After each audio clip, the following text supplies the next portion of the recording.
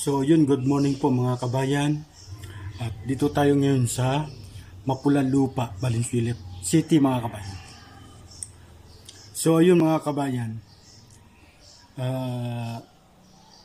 magkakabit kami ng tarpaulin.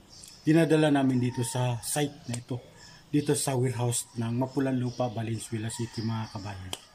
So yun, nakakarga pa sa sasakyan kasi kakatapos ng kumain ng mga kasamahan sa trabaho. So yun, nakasit up na siya. Bababa namin siya mga kabayan kasi ilalatag namin ng buo pahaba siya, tapos tatalian.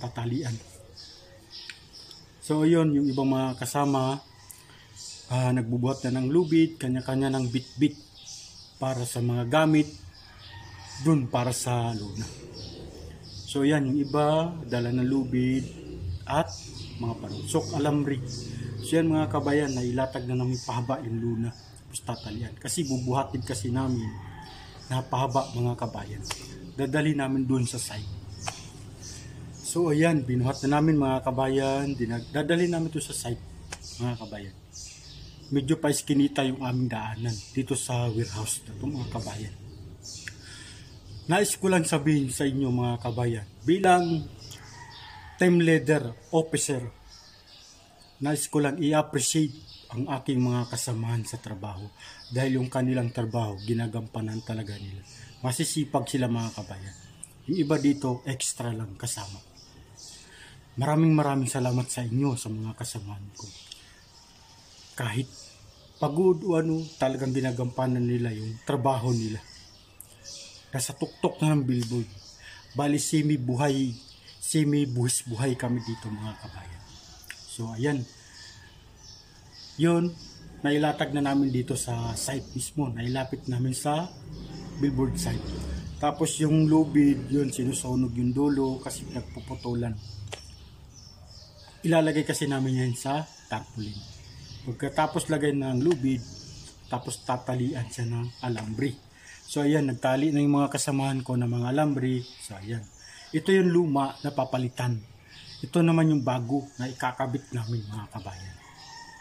So ayan, nahanda na yung lubid, yung iba umaakyat na dun sa tuktok ng billboard para ilagay yung kalo para dun sa paggagamitan namin paghila ng bagong tarpaulin na aming ikakabit mga kabayan. So ayan, nakahanda na at nakaano, at yun, naitiklop na rin yung luma na tarpaulin na ibababa namin to. Tapos iakyat naman yung bago na tarpaulin. So yun, nandun na yung bago, nasa taas na. Naiakyat na namin mga kabayan. So yun, nailaglag na rin.